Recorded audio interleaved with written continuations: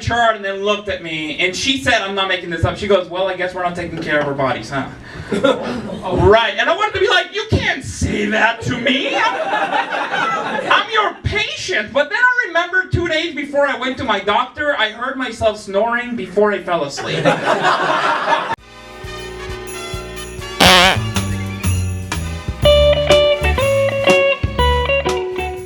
Hello and welcome to another episode of Crazy Stories from Comedians. My guest today is Sal de Santos. That's right. Thank you for having me. Yeah. Thank you for dressing up for me too. This is, I think, the most clothes I've seen you in this show. I love it. Did you see the last episode with me and the wife, and we were in the woods talking about burying people in the woods?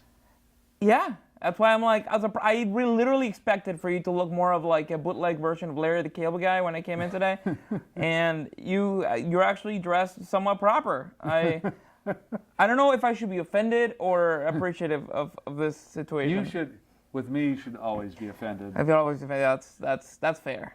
Yeah, that's fair. I do believe it's Christmas week, so Merry Christmas. Or Merry Christmas, everybody. If you don't celebrate Christmas, then no. Then sorry, get out of here. I'm sorry. I didn't mean to offend you. I'm so sorry. But for the rest of you, Merry Christmas.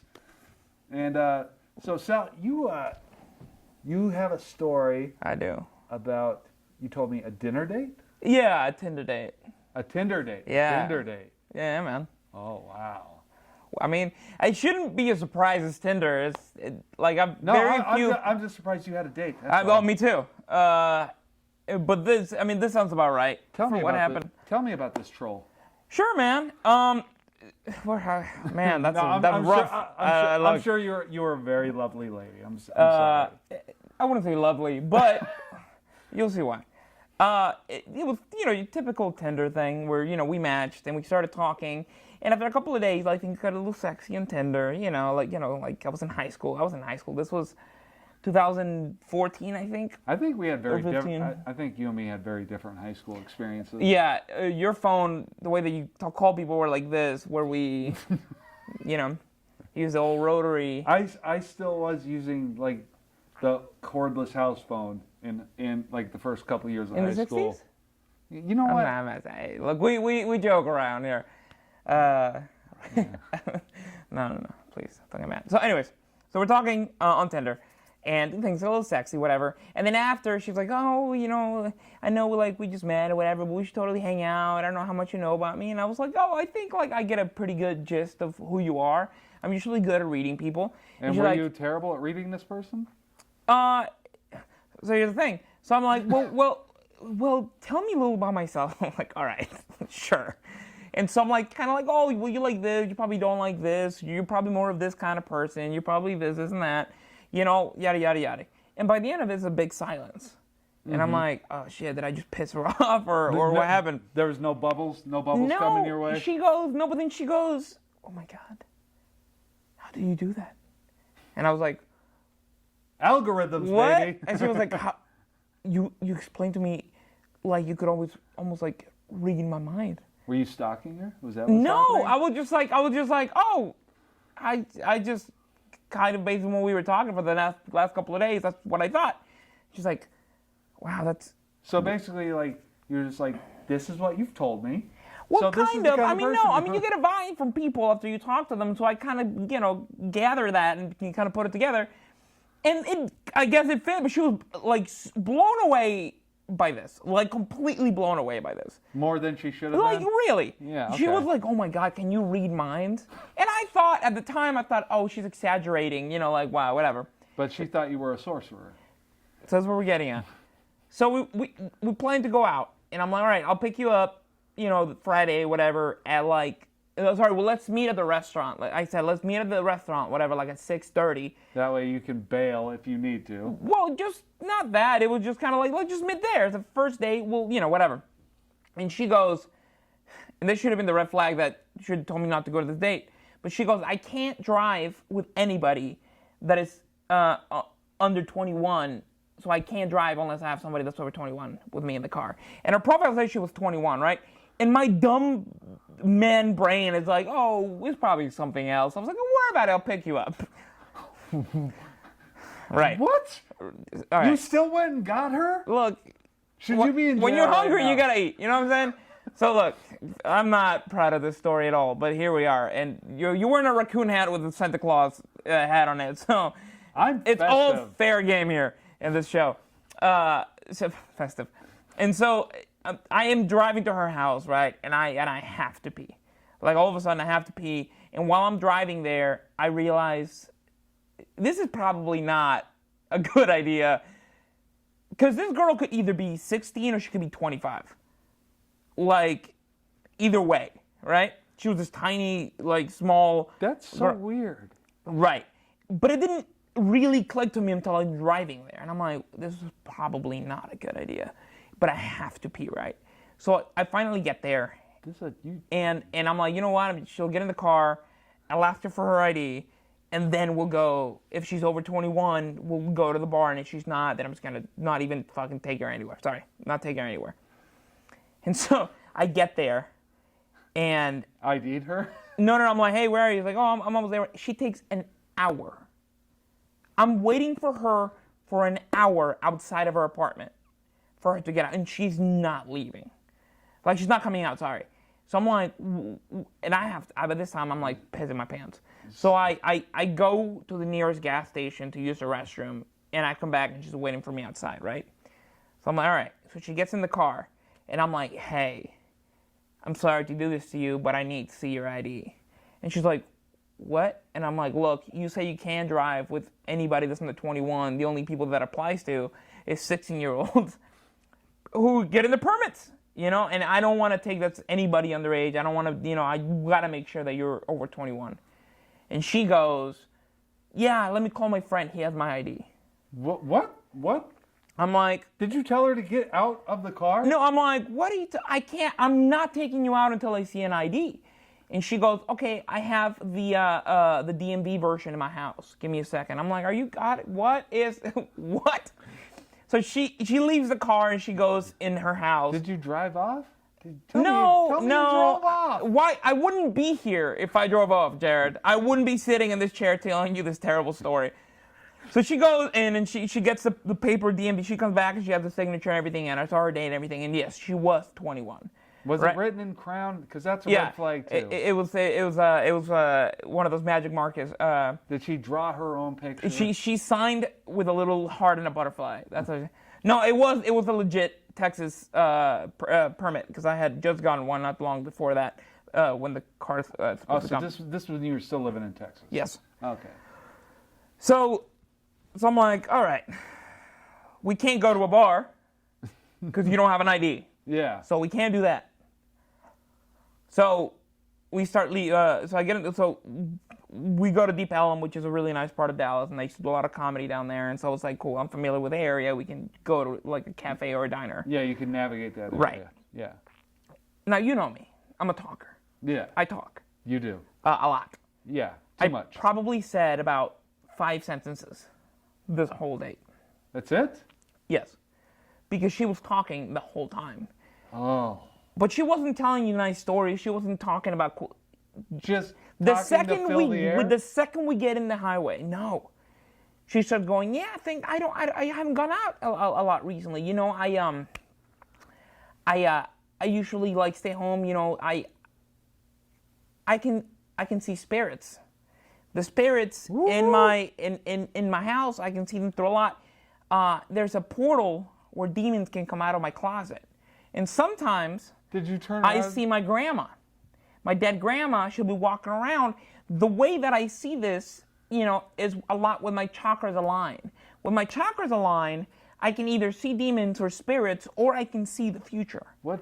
I'm is like, a chakra? I'm like, what? What? He's like, yeah.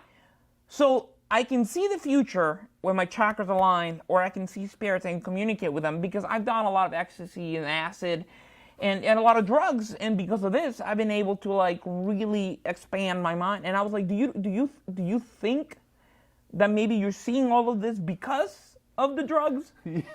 And she goes, yeah, I think. I'm like, what? Am I crazy here for not being like, yeah, you're just high on really shitty drugs? And so I'm like, we're driving. She's telling me all the stories about how there's a portal where demons can come and go You through didn't the house. turn around and just go, get Jared, out. I was. There's so How much. long had it been, man? We haven't even gotten to downtown Dallas yet, and so all the stories about ghosts and demons are happening, and we finally get to Deep Ellum, right? And I park the car. And this is around where like people hang out in this area. Well, right, but we weren't going to anywhere that we weren't going to the Dallas Comedy House or anything like that. I was trying to stay away from all that. Yeah. So we got to Deep Ellum and we park. And now, ladies, I'm talking to you now. Whenever you go on a first date with a guy, you want to have your belongings with you at all times. So if we park my car, you're gonna take your purse with you, and you're gonna go to dinner, right? Yeah. Well, she leaves all her stuff in my car, and we close the door. I'm like, at this point, I was kind of like thinking I want to bail at some point. But also, there's not a single part in your mind that goes like, what if I don't like this guy? What if he's weird? Because now you have to come back to the car with me to get your stuff, if anything happens, right? I'm not comfortable with it. Because I'm like, because you're already batshit crazy. I'm like, now for me, it's like, I have to bring you back to my car at some point. So we're walking to the restaurant, and in Deep Ellum, there's a lot of like homeless at night and whatever. Yeah. So we're walking, and she goes, let's go see a concert. And I was like, no. Yeah, I'm like, no, not on a first date, and not with you. And no, I don't want to be in a crowded room with a bunch of people. And she goes, yeah, you're right. I always get punched in the face on concerts. Now, this is a tiny girl. I'm like, how? And she goes, well, I like mosh pits, and I usually find the biggest guy in the mosh pit and hit him. And I always get a punch in the face. Yeah. So I'm like, who are you? Is this real life? Yeah, who are you with right now? Where am I? Who are you? What are you? And so she tells me this, and I'm like, all right. Yeah, not concert, I guess. No. And so she goes like, oh, I love homeless people. I also love homeless people. It's crazy. I love them. And I'm like, all right. And so this is going to come. Why didn't you order this chick an Uber? So then we go to this place called Cafe Brazil in Deep Ellum. And she's talking about, again, ghosts, demons, and how she almost had sex with her cousin. And so, great date so far. You've gotten demons. You've gotten ghosts. You got in fights at bands. And you get a little bit of a fucking, what is it called? You're good at this. What is it? The incest? Incest, thank you. And so, I'm so sorry. It's the hat. Okay, So now this all happened. Even the waitress is looking at me like, dude, and I'm like, dude, I know. And so finally, after all I'm like, I gotta go. So we pay the check, whatever, and we're leaving, and a homeless dude approaches us with a little like shitty flower that he picked from the floor in downtown Dallas, and he goes, "You want to give this to the lady?" And I was like, No. Stop, go away. I'll give you $bucks to leave. And they're like, give this to the lady. And I'm like, all right, here you go. And she's like, thank you. And I'm like, yeah. And I'm like, I have no cash, bro. And she goes, ugh. And so he leaves. And as soon as he leaves, she looks at me and she goes, I told you that I like homeless people. And then a homeless guy approached us and tried to give us a flower. I told you. I can see the future. What? I'm like, what? I can see. I thought of the homeless person and one came to talk to us. I can see the future. That's not hard in big cities. My chakras are aligned, therefore I can see the future. I'm like, no, your brain is not working properly and you can see the future. Of course I didn't say that because I was pretty terrified of her at this point. Dude, I would have texted somebody, give me the emergency phone call. Why didn't you do that? Because I still have to drive this girl home, Jared. No, you don't. You can get her an Uber. And so we get back in my car, and I'm like, I'm not feeling good. I'm like, my stomach hurts. I can't. She's like, is it me? I'm like, no, please don't hurt me. No, it's not you. I gotta take you home. This is enough. I can't do this. And she goes, oh, come on, like, and I'm having anxiety, like, my anxiety is going off the wall because I'm like, I don't know what this woman's gonna do next. I don't know what she has in her purse. Like, I have no clue. And as I'm driving her home, she goes like, well, let's go to your house and have sex. And I'm like, okay. And she's like, come on, let's just get a drink. She kept telling me this. Let's go get a drink. Let's buy a bottle. Let's go to your house, smoke some weed, and have sex. And I'm like, no, this is not good. And she's like, no, but come on, let's do it. And I'm like, no, I'm just not feeling good. And then she goes, then let's go to a hill. Let's go find a mountain. Let's go to a hill and drink and smoke weed. And I'm like, no, you're going to push me off a cliff, you crazy bitch. No, like, I don't. And she's like, I didn't say that. And she goes, no, come on. And I'm like, I'm not kidding you. I don't feel good. Like, I think that's something I ate, whatever. I'm like having hardcore anxiety at this point, right? And so I'm like, I can't do it. And she keeps insisting to buy alcohol. It's like, come on. You know, and so she's an alcoholic. Right, but it didn't click at the time. So it all makes sense. What probably happened, she got a DWI. Did I say that right? I don't know. DUI. DWI, DUI, I don't know. You've apparently never had one. I've actually, surprisingly, have never had one. No, it's really weird because this ball is right in your face, so it looks like I'm talking to it like, I can't take this motherfucker seriously when there's a ball right in his fucking face. All right. So, okay. You didn't have sex with that crazy girl. Of course I didn't. Oh, no. God. But she keeps insisting that I buy her alcohol. So I'm like, dude, all right, fine. And so there's a gas station, right, like 2 blocks from her house. So I stop there, and I'm panicking. Like, I'm full-blown anxiety attack. Yeah. And so, like, I go in, because I don't know if she's got to pull out a knife or a gun or something. Like, you know, because there's been too much crazy shit happening already. And you know when your body is telling you something, like, your gut, it's like, get out of there. Like, get out of there, get out of there, get out. That's what's happening. Yeah. So finally, I get her this tall boy of beer, and I get in the car and I give it to her, and she opens it in the car. Oh, good.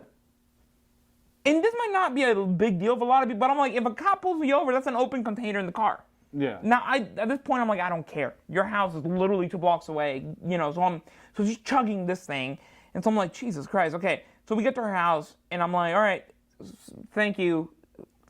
I'm gonna remember this for the rest of my life. All right, and she goes, are you sure you don't want to, like, I'm like, yeah, I don't feel good. And then she started digging in her purse. Now, it was probably like 2 minutes that she was digging. I would have been screaming. I'd have been like, out! Yeah, but out. I don't look like you. I'm scared. I'm terrified of this tiny little person. And so she's looking through her purse, and I'm like, what seems like an eternity to me. So I'm like, hey, what are you looking for? And she goes, oh, I'm looking for my phone. I'm like, she's gonna pull out a knife or something. So I'm like, all right, your phone is right there. And she's like, oh, yeah, cool, thanks. And I'm like, all right, cool. It's like, all right. It's like, well, I'll see you later. And she opens the door and gets out. She doesn't even close the door. I just fucking book it, right? And I'm panicking. I'm going through like an anxiety attack. I'm like, what just happened?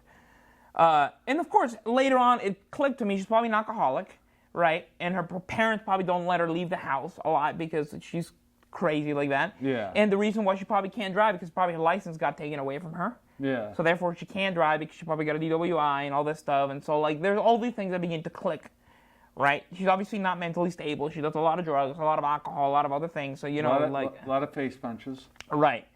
Yeah, a lot of concussions apparently at this point. You know, but the next day, she messages me, I'm horny. No. And I'm like, well, good for you. Like, cool. And she goes, do you want to, like, mess around? And I'm like, I'm going to be honest with you. I don't think we had really that much chemistry. I appreciate you taking the time to go out with me. Please don't kill me. I was like, you know, I appreciate you for everything, but I don't think we have chemistry. And she responds, you are an asshole. You took advantage of me. You make me feel terrible about myself. I hate you. I never want to talk to you again. You were a monster. And, you know, you made me feel like the worst person ever. And then I never heard from her again. Oh, thank God. And I've never been happier about somebody calling me a monster. And I'm like, yes, I'm a monster. Yes, never talk to me again. And so after that, I just don't do Tinder dates. Jesus, so that's my Tinder story. How I went out with the a craziest demon person spirit. you've ever met. Well, then there's you. And then I met you. And then, hey, you want to come to this TV show where I dress like a raccoon and talk to you? Yeah, let's do it. I love it. Well, Sal, thank you so Of much course. for... Hopefully I didn't take way too much time No. with that story. And tell us about your worst date ever. Was it from Tinder? Was it, from the, I mean, it doesn't really matter what age you are at this point. It's probably from Tinder. So, just tell us about your worst date. Let us know. Can I plug in my, oh my God, your hat is about to fall off. Yeah, plug no, can I just, can you have me on Instagram at Sal de Santos? That's all I want to, I have a show coming up, but that'll be great. I post a lot of the shows that I do, and then that'll be great. I'm pretty sure he was gonna do it on the thing, but in case. We're Sorry, I'm here, man. There's a camera. I can't. I'm like, all right, guys. Please show me love. Let me selfishly plug in. All right, cool. Yeah.